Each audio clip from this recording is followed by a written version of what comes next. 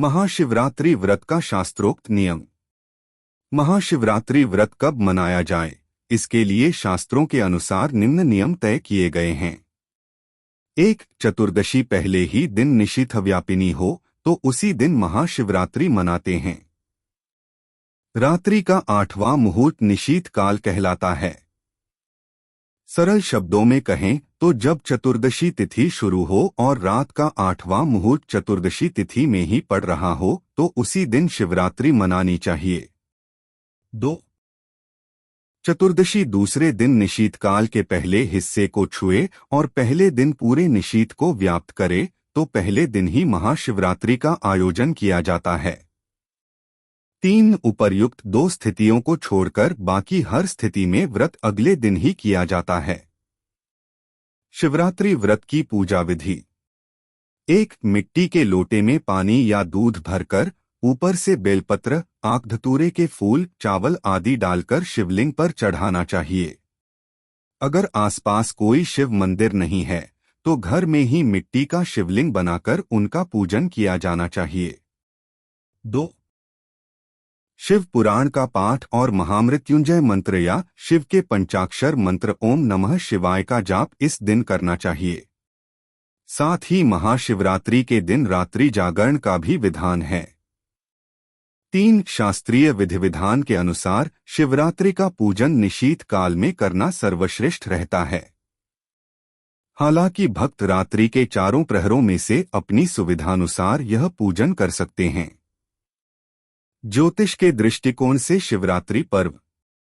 चतुर्दशी तिथि के स्वामी भगवान भोलेनाथ अर्थात स्वयं शिव ही हैं। इसलिए प्रत्येक माह के कृष्ण पक्ष की चतुर्दशी को मासिक शिवरात्रि के तौर पर मनाया जाता है। ज्योतिष शास्त्रों में इस तिथि को अत्यंत शुभ बताया गया है। गणित ज्योतिष के आकलन के हिसाब से महाशिवरात्रि के समय सूर्य उत्तरायण हो चुके होते हैं और ऋतु परिवर्तन भी चल रहा होता है। ज्योतिष के अनुसार चतुर्दशी तिथि को चंद्रमा अपनी कमजोर स्थिति में आ जाते हैं। चंद्रमा को शिव जी ने मस्तक पर धारण किया हुआ है, अतः शिवजी के पूजन से व्यक्ति का चंद्र सबल होता है, जो मन का कारक है। दूसरे शब्दों में कहें तो शिव की आराधना इच्छा शक्ति को मजबूत करती है और अंतःकरण में अदम्य साहस व दृढ़ता का संचार करती है। महाशिवरात्रि की पौराणिक कथा। शिवरात्रि को लेकर बहुत सारी कथाएं प्रचलित हैं। विवरण मिलता है कि भगवती पार्वती ने शिव को पति के रूप में पाने के लिए घनघोर तपस्या की थी। पौराणिक कथाओं के अनुसार इसके फलस्वरूप फाल्गुन कृष्ण चतुर्दशी को भगवान शिव और माता पार्वती का विवाह हुआ था। यही कारण है कि महाशिवरात्रि को अत्यंत महत्वपूर्ण और पवित्र माना जाता है।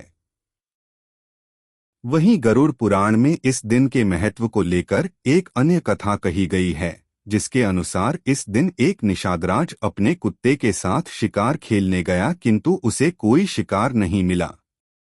वह थककर भूख प्यास से परेशान हो एक तालाब के किनारे गया, जहां बिल्व वृक्ष के नीचे शिवलिंग था।